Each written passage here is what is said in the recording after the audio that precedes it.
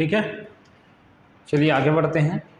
Computer की पीढ़ियाँ, ठीक है, कंप्यूटर की पीढ़ियाँ देखिए, कंप्यूटर का विकास कैसे हुआ, किन किन चीज़ों का उपयोग किया और उसके आधार पर पीढ़ी को बांटा गया है। जैसे प्रथम पीढ़ी, कंप्यूटर के प्रथम पीढ़ी में हम देखते हैं इसमें किसका उपयोग किया गया था, वैक्यूम ट्यूब का। किसका उपयोग किया गया था, वैक्यूम ट्यूब का उपयोग किया गया था।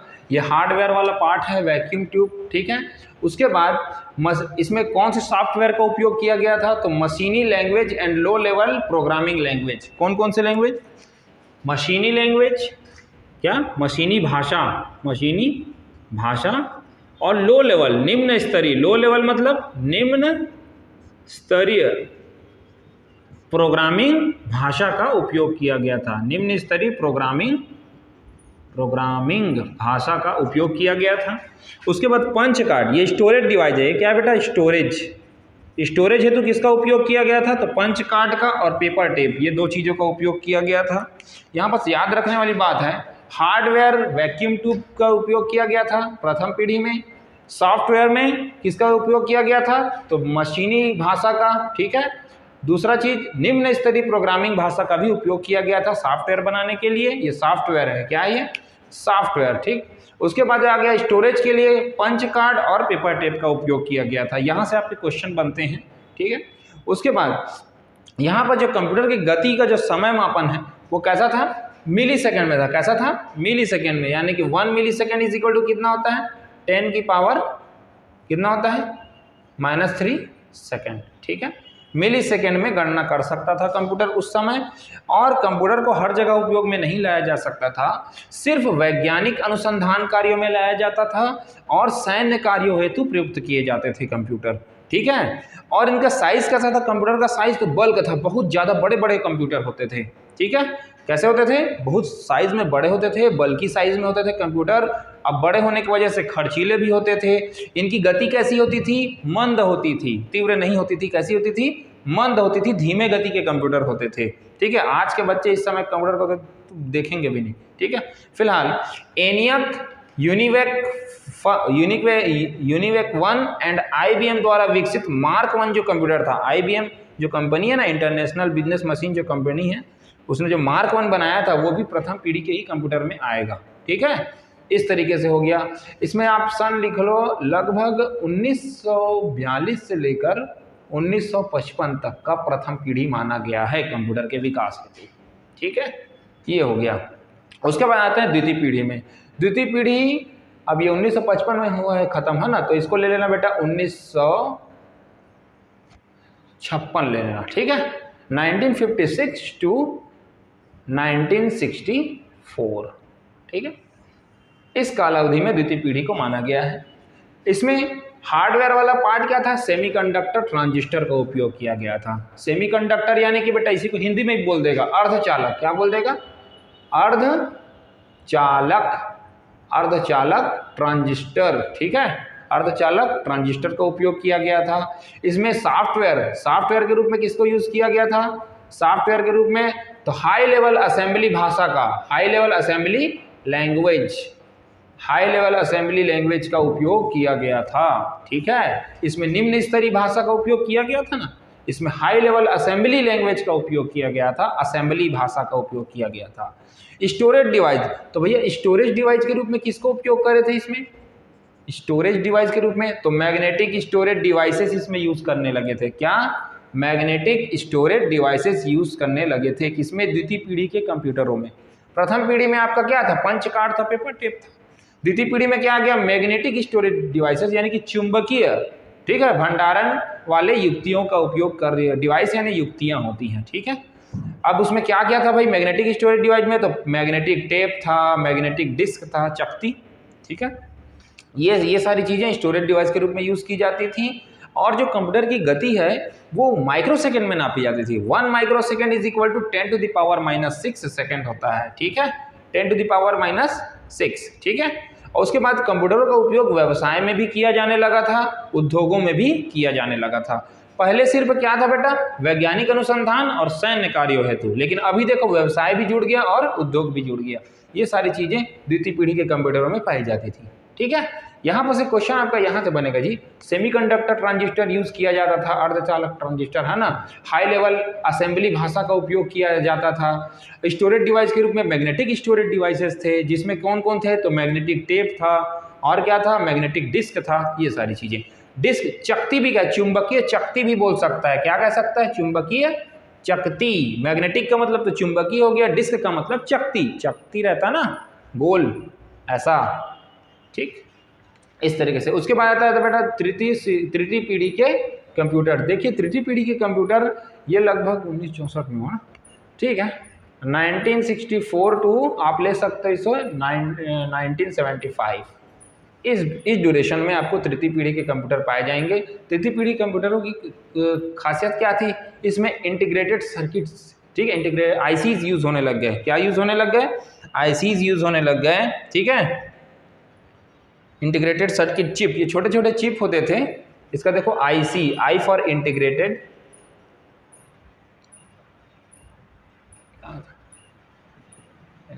इंटीग्रेटेड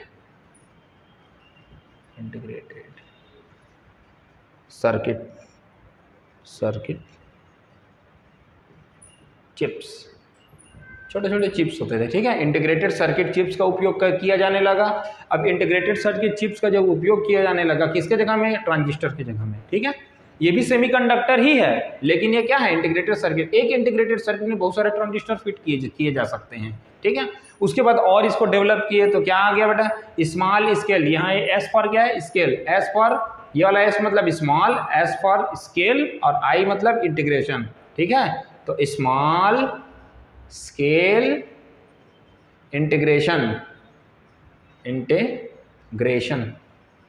स्मॉल स्केल इंटीग्रेशन भी स्टार्ट कर दिया गया। और उसके बाद मीडियम स्केल इंटीग्रेशन भी, क्या, मीडियम स्केल इंटीग्रेशन भी, medium scale integration, I tends to integration, ठीक है। तो आईसी, एसएसआई और एमएसआई, ये सब का उपयोग किसमें था, तृतीय पीढ़ी की कंप्यूटरों में किया जाता था, ठीक है। इनपुट एंड आउटपुट डिवाइस के रूप में, देखिए क्या बोल रहे हैं, इनपुट एंड आउटपुट डिवाइस के रूप में कीबोर्ड, माउस और मॉनिटर का उपयोग किया जाने लगा, ठीक है। तो याद रखना, कीबोर्ड, माउस और मॉनिटर, इनका उपयोग तृतीय पीढ़ी के कंप्यूटर में किया जाने लगा। यहाँ से क्वेश्चन बनेगा, integrated circuit chips, small scale integration, medium scale integration, इनका उपयोग किस में था, तो तृतीय पीढ़ी के कंप्यूटरों में था। यहाँ से क्वेश्चन आपके बढ़ेंगे। अब जाहिर सी बात है, ये सारी चीज़ हो रहे हैं तो स्टोरेज में भी तो काम हुआ होगा। तो बेटा ये जो सेकेंड पीढ़ी में जो स्टोरेज है ना, मैग्नेटिक स्टोरेज डिवाइस है, जिसमें मैग्नेटिक टेप और मैग्नेटिक डिस्क आपने जो लिया है, इन्हीं दोनों को क्या करेंगे, और अपडेट कर देंगे, और ज़्यादा डेवलप कर देंगे, ठीक है। तो यहाँ पर लिखा है, इन्हीं मैग्नेटिक स्टोरेज डिवाइस की क्षमता में वृद्धि कर दिए। क्या कर दिए, क्षमताओं में वृद्धि किए, किसमें, तो मैग्नेटिक स्टोरेज डिवाइस, ये जो दो ठो है ना, इसी की क्षमता में क्या कर दिए, और ज़्यादा वृद्धि कर दिए, बढ़ा दिए उसकी क्षमता को, और ज़्यादा स्टोर करने लग गए उन लोग, ठीक है, तृतीय पीढ़ी में। Development of semiconductor storage device, ये एक बहुत अच्छा चीज़ है कि स्टोरेज के रूप में सेमीकंडक्टर डिवाइसेस का उपयोग कौन सी पीढ़ी में किया गया, तो तृतीय पीढ़ी में किया गया। देखिए द्वितीय पीढ़ी में ओनली मैग्नेटिक डिवाइस है ना स्टोरेज के लिए, लेकिन जो तृतीय पीढ़ी में है उसमें सेमीकंडक्टर स्टोरेज डिवाइस भी हैं। क्या है, सेमीकंडक्टर स्टोरेज डिवाइस, ठीक है, अर्धचालक स्टोरेज डिवाइस है, ठीक है। और अब देखो, जब सेमीकंडक्टर स्टोरेज डिवाइस आ गया तो इसका मतलब ये नहीं है कि मैग्नेटिक स्टोरेज डिवाइस को लोग छोड़ देंगे, भाई इसको और ज़्यादा उसकी क्षमता में क्या कर दिए, विकसित कर दिए। तो बढ़िया बात है ना जी। तो तृतीय पीढ़ी के कंप्यूटर में दो ठो हो गए, एक ठो क्या हो गया, मैग्नेटिक स्टोरेज डिवाइस जिसकी क्षमता और ज़्यादा बढ़ा के हम लोग यूज़ कर रहे हैं, और क्या कर रहे हैं बेटा, सेमीकंडक्टर स्टोरेज डिवाइस भी यूज़ कर रहे हैं। तो स्टोरेज डिवाइस में ये दोनों ही आ जाएंगे, ठीक है। क्या क्या आ जाएंगे, मैग्नेटिक स्टोरेज डिवाइसेस, और क्या आ जाएंगे, development of semiconductor storage devices, ये भी आ जाएंगे। और देखो कंप्यूटर में रैम का उपयोग किया गया, किसका उपयोग किया, रैम, रैंडम एक्सेस मेमोरी, इसका जब उपयोग किए तो कंप्यूटर की गति क्या हो जाएगी, बढ़ जाएगी। कंप्यूटर की गति क्या हो गई, बढ़ गई, किसमें, तृतीय पीढ़ी के कंप्यूटरों में। तो रैम का उपयोग कहाँ से प्रारंभ हुआ है बेटा, तृतीय पीढ़ी के कंप्यूटर में। इस चीज़ को याद रखना। सेमीकंडक्टर स्टोरेज डिवाइस का उपयोग कहाँ से स्टार्ट हुआ है, तो तृतीय पीढ़ी के कंप्यूटर में हुआ है, ठीक है। और कंप्यूटर की जो गति है वो नैनो सेकंड में मापी जाने लगी, किसमें, नैनो सेकंड में। 1 नैनो सेकंड बराबर होता है 10⁻⁹ सेकंड, ठीक है। 1 नैनो सेकेंड मतलब 10⁻⁹ सेकेंड। व्यवसायिक और व्यक्तिगत रूप, देखिए इंडिविजुअली आप यूज कर पा रहे हो कंप्यूटर को तृतीय पीढ़ी में, ठीक है। द्वितीय पीढ़ी में क्या था, व्यवसाय और उद्योग था, लेकिन तृतीय पीढ़ी में व्यवसाय भी है, व्यक्तिगत रूप से पर्सनल कंप्यूटर आप यूज कर पा रहे हो। और इसमें टाइम शेयरिंग ऑपरेटिंग सिस्टम का भी विकास हुआ। किसका, टाइम शेयरिंग, ओएस मतलब होता है ऑपरेटिंग सिस्टम का भी विकास हुआ, ठीक है। ये सारी चीजें किसमें इंक्लूड की गई है, तृतीय पीढ़ी के कंप्यूटरों में। अब देखते हैं हम लोग इसको चतुर्थ पीढ़ी और पंचम पीढ़ी को।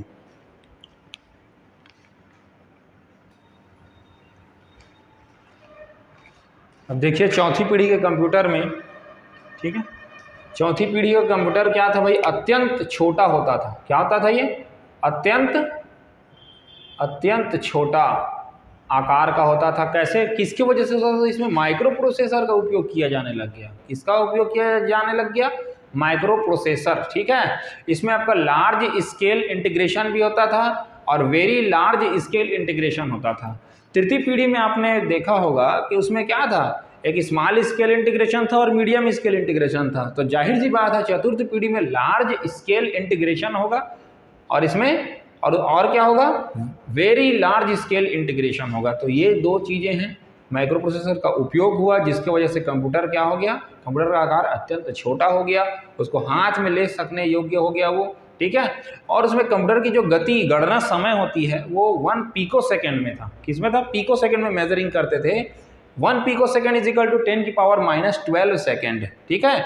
10⁻⁻12 सेकेंड होता है 1 पिकोसेकंड का मतलब। इसमें मल्टीटास्किंग, कंप्यूटर जो है वो कैसा हो गया बेटा, मल्टीटास्किंग हो गया। क्या हो गया, मल्टीटास्किंग हो गया। इसमें क्या था, कंप्यूटर उच्च गति वाले कंप्यूटर नेटवर्क जैसे लैन और वैन का भी विकास हुआ, ठीक है। उच्च गति वाले, बहुत कंप्यूटर की स्पीड क्या हो गई, बढ़ गई। और कैसे हो गई, कंप्यूटर नेटवर्कों का भी विकास हुआ। देखो कौन कौन से, ये जो कंप्यूटर नेटवर्क है ना, local area network, wide area network, ये जो कंप्यूटर के जो नेटवर्क हैं ये बहुत उच्च गति वाले कंप्यूटर नेटवर्क हैं, ठीक है। उसके बाद रैम, कहाँ है तुम्हारा रैम की क्षमता। देखिए आपके तृतीय पीढ़ी में रैम का उपयोग कर रहे थे ना, क्षमता उसके तीव्रता को बढ़ाने के लिए, तो वैसे बेटा रैम का विकास इसमें हुआ। चतुर्थ पीढ़ी में क्या हुआ, एक चीज और, RAM, रैम को और विकसित किए गए। रैम को क्या कर दिए, और विकसित करे गए। उसके क्षमता को हम क्या करें, रैम की क्षमता को बढ़ाएं, जिससे कंप्यूटर की गति क्या हो गई, अत्यंत तीव्र हो गई, जिसके कारण कंप्यूटर क्या हो गया, अत्यंत तीव्र हो गया, ठीक है। हमने क्या किया, चतुर्थ पीढ़ी में रैम की क्षमता को और बढ़ा दिया, रैंडम एक्सेस मेमोरी की क्षमता को और बढ़ा दिए, इंक्रीज कर दिए, जिसके कारण कंप्यूटर की गति और क्या हो गई, तीव्र हो गई और बढ़ गई। समझ में आ रहा है बात। उसके बाद इसी चतुर्थ पीढ़ी वाले कंप्यूटर में पैरेलल कंप्यूटिंग का भी विकास हुआ। पैरेलल कंप्यूटिंग यानी समांतरित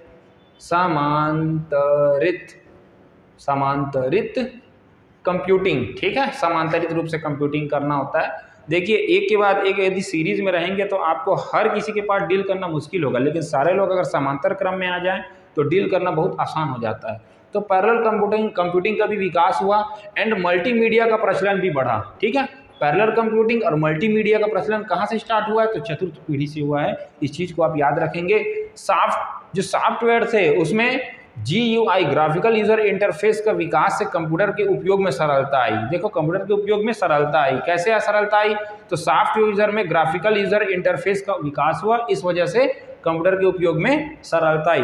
अब GUI, ये सारी चीज़ों को आप दूसरे चैप्टर में पढ़ोगे, उसमें अच्छे से विस्तार से मैं बता दूंगा। अभी सिर्फ मैं कंप्यूटर की पीढ़ियों के ऊपर फोकस कर रहा हूँ कि कौन कौन से पॉइंट किस किस पीढ़ियों से बिलोंग कर रहे हैं। इसमें उच्च स्तरीय भाषा का भी विकास हुआ। उच्च स्तरीय भाषा यानी कि तुम्हारा जैसे सी लैंग्वेज हो गया, सी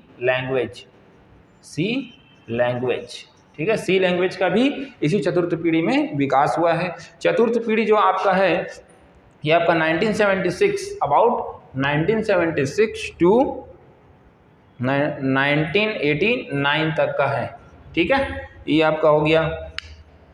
उसके बाद तुम्हारा देखो माइक्रो VLS कंप्यूटर नेटवर्क का विकास, पर्सनल कंप्यूटर, ये सारी चीज़ें हैं। पिकोसेकंड में मेजरिंग, ये सारी चीज़ें हैं ही। IBM PC, एप्पल PC, ये सभी इसी चतुर्थ पीढ़ी में बने थे, ठीक है। एप्पल जो कंप्यूटर है ना, एप्पल ने पर्सनल कंप्यूटर बनाया। IBM ने इसने भी क्या बनाया, पर्सनल कंप्यूटर बनाया। ये सारे ये जो हैं सब किस में आ जाएंगे, आपके चतुर्थ पीढ़ी में आ जाएंगे। अब देखते हैं पंचम पीढ़ी, इसके बारे में छोटे छोटे डिटेल्स हैं।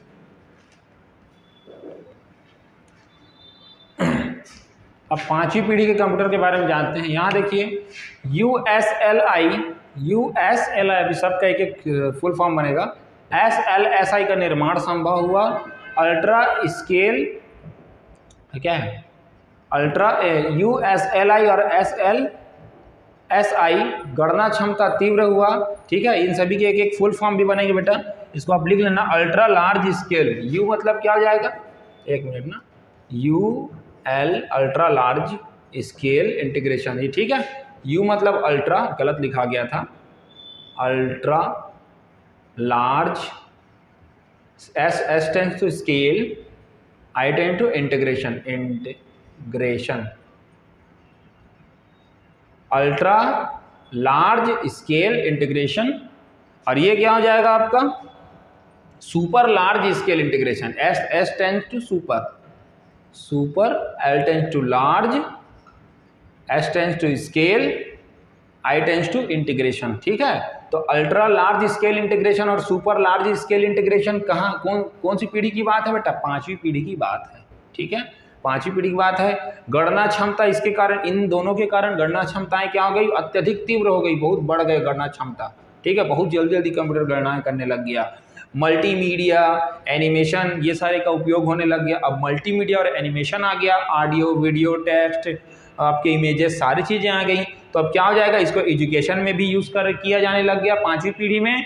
चौथी पीढ़ी में एजुकेशन में नहीं था, पांचवी पीढ़ी में आ गया था। ठीक है, और एंटरटेन में भी भरपूर उपयोग करे। आप लोग करते हैं ना, दुनिया भर का चीज़ चलाते हो, एंटरटेन में भी यूज़ करते हो। ठीक है, और क्या क्या उपयोग होने लग गया बेटा, इंटरनेट का उपयोग होने लग गया, सोशल मीडिया का यूज़ होने लग गया, इंफॉर्मेशन टेक्नोलॉजी का, सूचना प्रौद्योगिकी, इंफॉर्मेशनल टेक्नोलॉजी मतलब सूचना प्रौद्योगिकी टेक्नोलॉजी। ठीक है, इंफॉर्मेशन टेक्नोलॉजी का भी उपयोग होने लग गया, यानी कि सूचना प्रौद्योगिकी का। ईमेल, सूचनाओं के आदान प्रदान के लिए इंटरनेट मेल हो गया। www जैसे इन लोगों का यूज़ हो गया। ठीक है, वर्ल्ड वाइड वेब का। और क्या, इंफॉर्मेशन हाईवे, सूचना राजमार्ग, इनका भी उपयोग होने, ये सारी चीज़ें प्रचलन में आ गई थी, किसमें, पांचवी पीढ़ी में। तो ये सारे अगर टॉपिक्स अगर आते हैं तो समझ जाना पांचवी पीढ़ी को वो बिलोंग कर रहा है। ठीक है, उसके बाद स्टोरेज डिवाइस में भी कुछ चीज़ें आई, नई चीज़ें। आपने मैग्नेटिक स्टोरेज डिवाइस के बारे में देखा था, है ना। अब उसके बाद देखो, मैग्नेटिक तो अभी भी रहेंगे, स्टिल कंटिन्यू रहेंगे, लेकिन ऑप्टिकल डिस्क भी आ जाएंगे। ऑप्टिकल डिस्क जिसमें CD हो गया, कॉम्पैक्ट डिस्क, DVD हो गया, इसमें इनकी स्टोरेज क्षमता और ज़्यादा बढ़ जाएगी। ठीक है, ब्लू रे जो होता है ना, वो भी आ जाएगा, ब्लू रे डिस्क। और यहाँ मैग्नेटिक बबल मेमोरी, क्या, मैग्नेटिक बबल मेमोरी, इसका भी विकास हो गया था, इसमें पांचवी पीढ़ी में। ठीक है, और यहाँ बस एक काम और किया इन्होंने, जो प्रोसेसर था ना बेटा, प्रोसेसर था, देखो चौथी पीढ़ी में ही पैरेलल कंप्यूटिंग शुरू हो गया था। ठीक है, अब प्रोसेसर को इन लोग क्या किया, आपस में जोड़ दिए, कनेक्ट कर दिए बहुत सारे प्रोसेसर्स को, और पैरेलल कंप्यूटिंग प्रोसेस द्वारा क्या कर दिए, कंप्यूटर की गति को और ज़्यादा बढ़ा दिए, तीव्र कर दिए। क्या किए इन लोग, प्रोसेसर्स को, जो कंप्यूटर के जो प्रोसेसर्स होते हैं ना, उनको आपस में जोड़ दिए, पैरेलल प्रोसेसिंग कंप्यूटिंग द्वारा आपस में क्या कर दिए, जोड़ दिए, और क्या कर दिए, कंप्यूटर की गति को अत्यधिक तीव्र कर दिए। ठीक है, ये आपकी पांचवी पीढ़ी के कंप्यूटरों का क्या है बेटा, पांचवी पीढ़ी, ये आपका कौन सा है, 1992 अभी तक, अब तक ये पांचवी पीढ़ी के कंप्यूटर चल रहे हैं, अभी तक इनका डेवलपमेंट चल ही रहा है। ठीक है, यहाँ पर देखो कुछ क्वेश्चंस हैं। ठीक है, ये फैक्चुअल चीज़ें हैं, जैसे इंटीग्रेटेड सर्किट, आईसी का विकास किसने किया था, तो जैक किल्बी, याद रखना नाम, जैक किल्बी तथा रॉबर्ट नोई, ये दो व्यक्ति थे जिन्होंने आईसी का विकास किया, इंटीग्रेटेड सर्किट। ठीक है, अब यहाँ पर देखो, अगर आईसी आपको, ठीक है ना, यहाँ पर देखो बेटा आईसी दिखाई नहीं दे रहा है, लेकिन आवाज़ तो आपको आ रहा है कि नहीं। ठीक है, अब उसके देखो, आधुनिक कंप्यूटर का लघु रूप संभव हुआ। आधुनिक कंप्यूटर का लघु रूप कैसे हुआ, तो समाकलित परिपथ चिप, क्या, समाकलित परिपथ चिप। अब देखिए ऑप्शन में आपने कभी देखा ही नहीं है समाकलित परिपथ, तो समाकलित परिपथ क्या है, एकीकृत होता है। क्या होता है, एकीकृत परिपथ चिप भी बोल सकते हो। देखो क्या क्या नाम है, समाकलित परिपथ चिप, इसी समाकलित को एकीकृत भी कह सकता है। क्या कहता है, एकीकृत परिपथ चिप भी बोल सकता है, या इसको क्या कहता है, इंटीग्रेटेड इंटीग्रेटेड और आपका क्या हो जाएगा जी, इंटीग्रेटेड सर्किट ही है ये, ठीक है, यानी कि आईसी ही है। यहाँ बस अगर समाकलित बोल दिया, एकीकृत बोल दिया तो इसमें आपको कंफ्यूज नहीं होना है, ये एक ही चीज़ है, ठीक है। उसके बाद आईसी का पूरा क्या नाम है, तो इंटीग्रेटेड सर्किट, क्या नाम है, इंटीग्रेटेड सर्किट है आईसी का नाम, ठीक है। इसको चिप्स भी बोल देगा, क्या बोल देगा, सिर्फ चिप्स बोल देगा तो भी आपको यही समझना इंटीग्रेटेड सर्किट ही है। उसके बाद आपका आता है मस्तिष्क की कार्य प्रणाली की नकल करने वाला छोटा और सबसे तीव्र। देखिए मस्तिष्क की कार्य प्रणाली का नकल करेगा, छोटा है और सबसे तीव्र गति वाला जो कंप्यूटर है वो क्या हो जाएगा बेटा, क्वांटम कंप्यूटर। क्या हो जाएगा, क्वांटम कंप्यूटर हो जाएगा। क्या हो जाएगा, क्वांटम कंप्यूटर, ठीक है। और उसके बाद माइक्रो प्रोसेसर का आविष्कार किस कंपनी ने सर्वप्रथम किया था, तो इंटेल कंपनी ने, ठीक है। इस प्रकार के बहुत सारे छोटे छोटे फैक्चुअल क्वेश्चन है जिनको आपको देखना पड़ेगा और यहाँ से क्वेश्चन पूछे जा सकते हैं। जैसे ये वाला देखिए, आधुनिक कंप्यूटर का लघु रूप संभव हो, इसका यूपीपीएससी में पूछा जा चुका है ना। आईसी का पूरा नाम क्या है, तो इसको एसएससी में पूछा जा चुका है। अब देखिए यहाँ इंटीग्रेटेड सर्किट एकदम इजी चीज़ है, लेकिन यहीं बस इंटीग्रेशन सर्किट लिख दिया तो आपका भी दिमाग खराब हो जाएगा, कौन से किसको हम ऑप्शन में, है ना। तो इसको ध्यान देना, इंटीग्रेटेड ईडी है, इंटीग्रेटेड सर्किट। और इसी को हिंदी में भी दे देगा, समाकलित परिपथ, एकीकृत परिपथ, तो उसके लिए भी आप रेडी रहेंगे।